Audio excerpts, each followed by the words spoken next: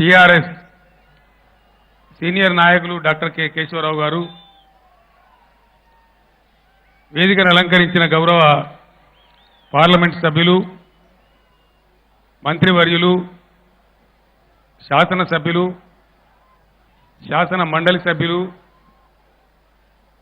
రాష్ట్ర స్థాయి కార్పొరేషన్ల చైర్మన్లు, స్థానిక జిల్లా పరిషత్ చైర్మన్ గారు, స్థానిక మేయర్ గారు, కరీంనగర్ పార్లమెంట్ నియోజకవర్గ మరియు కరీంనగర్ జిల్లా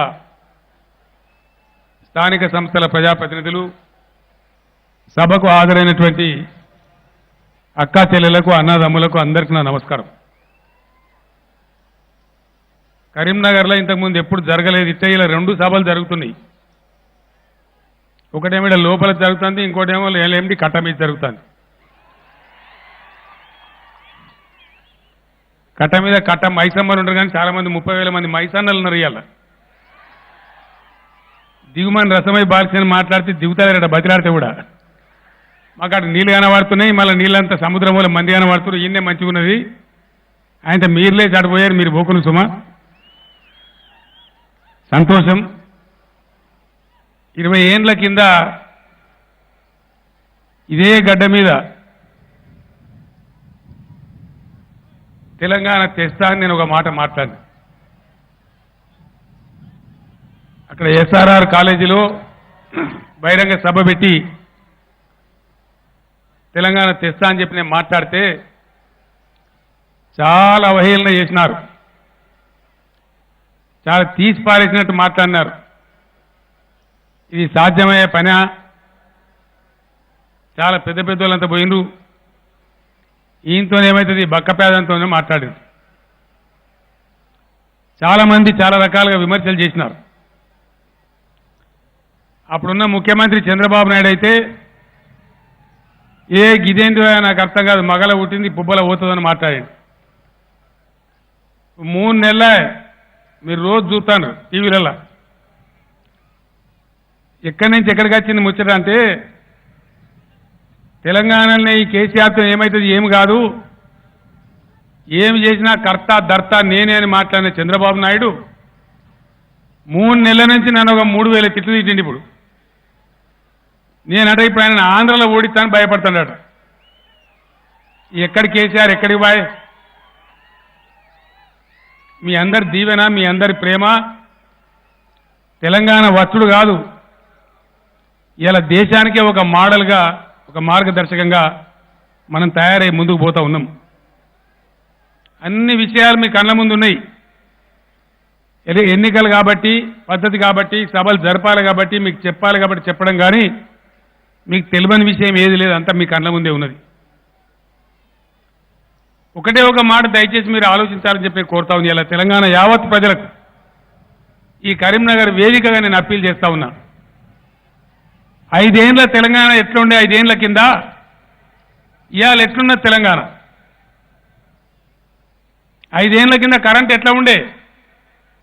యాద్ చేసుకుంటే భయం అవుతుంది.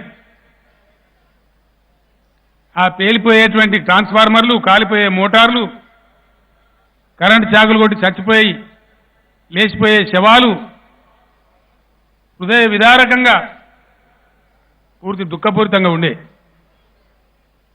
ఈరోజు నేను చాలా గర్వంగా ఇదే కరీంనగర్ గడ్డ మీద నేను చెప్తా ఉన్నా, యావత్తు భారతదేశంలో విద్యుత్ తలసరి వినియోగంలో తెలంగాణ నంబర్ 1 చేయడం చెప్పి నేను మనవి చేస్తా ఉన్నా. ఇది నేను చెప్తలేను, భారతదేశ విద్యుత్ ప్రాధికార సంస్థ ఎలక్ట్రిసిటీ అథారిటీ ఆఫ్ ఇండియా వాళ్ళు చెప్పిన మాట. సర్టిఫికెట్ నాకు నేను ఇచ్చుకుంటలేను, గవర్నమెంట్ ఆఫ్ ఇండియా ఇచ్చిన సర్టిఫికెట్. ఎట్ట సాధ్యమైంది ఇది? 30 ఏండ్లు అంతకుముందు గోసపడ్డం. ఎన్ని లక్షల మోటార్లు కాలిపోయినాయి, సంవత్సరానికి ఎన్ని కాలినాయి, ఎన్ని వేల కోట్లు మన రైతులు మునిగిపోయినరు. ఇలా బాధలు పోయినాయి. ఒక ప్రాజెక్టు కట్టాలంటే ఎల్ఎండి ఎన్నేళ్ళు కట్టింది మనం చూడంగా, ఇయాలటి కొసముట్టలే. దీనికి వెళ్ళి పోయే కాలువ ఇంకా కూడా నల్గొండ జిల్లాలో ఇంకా కాలే, వరంగల్ జిల్లాలో కూడా ఇప్పుడిప్పుడు అవుతా ఉంది. ఇంకా మహబాదు డోర్నకల్ ఆ ప్రాంతాల్లో ఇప్పుడు కూడా పనులు జరుగుతూ ఉన్నాయి. ఇంకా 40 ఏళ్ళు ఇవాళ కాళేశ్వరం అంటే నడుస్తూ ఉంది. ఎంత స్పీడ్గా జరుగుతూ ఉంది, ఏం కారణం చేతి జరుగుతూ ఉంది. ఆనాడు ఒక ప్రాజెక్టు కట్టానంటే దశాబ్దాలు, 40 ఏళ్ళు 30 ఏళ్ళు, ఇవాళ 4 ఏళ్ళు కాళేశ్వరం చివరి దశకు వచ్చింది. ఒక 6 నెలల తర్వాత ఇదే కరీంనగర్ జిల్లాలో కాళేశ్వరం ఒకసారి మనం స్విచ్ ఆన్ చేస్తే 4 సజీవ జలధారలు మీ కళ్ళ ముందు సాక్షాత్కారం అయితే మీరే చూడబోతారు. ఒక 5-6 నెలల తర్వాత జూన్ కాకపోతే జూలై, జూలై కాకపోతే ఆగస్టు, గ్యారంటీగా ఈ వర్షకాలంలోనే కాళేశ్వరం ప్రాజెక్ట్ అయిపోతా ఉంది. ఇంతకుముందే వస్తూ ఉంటే దేశపతి శ్రీనివాస్ మిత్రుడు నా ఎంబడి ఉండే రేణిగుంట కాడ నేను చూపించిన శ్రీనివాస్గా ఇదే ఆక్రమణం చూసేది. ఈ బ్రిడ్జి కింద ఎప్పటికి నీళ్ళే ఉంటాయి, ఇది ఎండిపోయిగా మళ్ళీ మనం బతుకుండగా చూడము అని చెప్పిన నేను. ఒకసారి కాళేశ్వరం స్విచ్ ఆన్ అయిపోతే కరీంనగర్ జిల్లాలో అమృత దారలు బారినట్టుగా 4 జలధారలు ఉంటాయి. ఒకటి 180 కిలోమీటర్ల పొడవుంది ఈ జిల్లాలో మానేరు నది. అప్పర్ మానేరు ప్రాజెక్టు నర్మాల చెరువంటారు దాన్ని.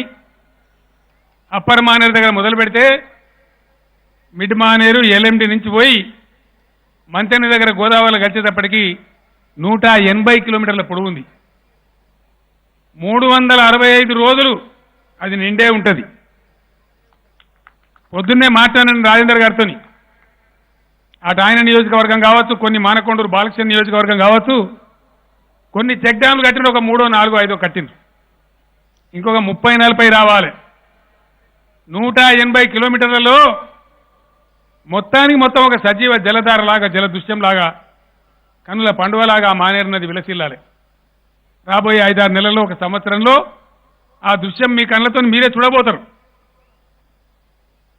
వరద కాలువ ఎన్నేళ్ళైంది చూడబట్టి మనం నీళ్ళు రాలే, కళ్ళకి ఏడ్చినాం, బాధలు పడ్డాం, ఉద్యమాలు చేసినాం, పాదయాత్రలు చేసినాం, కానీ రాలే.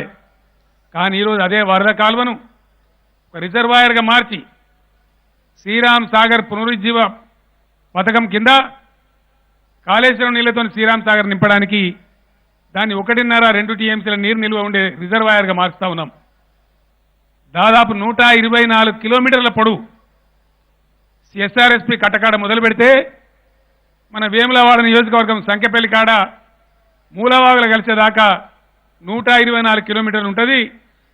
అది సంవత్సరం పొడుగుతా 365 రోజులు నిండే ఉంటుందని నేను మనవి చేస్తా ఉన్నా. అదొక జలధార ఉంటుంది. కాళేశ్వరంలో తరగని జల సంపద ఉంది కాబట్టి కాకతీయ కాలువ కరీంనగర్ జిల్లాతో పాటు వరంగల్, నల్గొండ జిల్లాలకు కూడా 2 పంటలకు నీళ్ళు ఇచ్చే విధంగా సుమారు 10-11 మాసాలు ఆ కాలువ పారుతూనే ఉంటుంది. కాకతీయ కాలువ కూడా నిండు గర్భిణిలాగా 2 ఒడ్డు పట్టుకొని 10 నెలలు పారుతూనే ఉంటుంది. అదొక జలధారగా మారిపోతుంది. వీటిని మించిన మరో అద్భుతం మనం కడుతున్నటువంటి దేవాదుల కాడ కడుతున్న తుపాకులగూడెం కావచ్చు, మేడిగడ్డ బ్యారేజ్ కావచ్చు, అన్నారం కావచ్చు, సుందిల్ల కావచ్చు, ఇప్పటికే అయిపోయిన ఎల్లంపల్లి బ్యారేజ్ కావచ్చు, పైన మనం కడుతున్న సదరమాట్ నిర్మాణం కావచ్చు.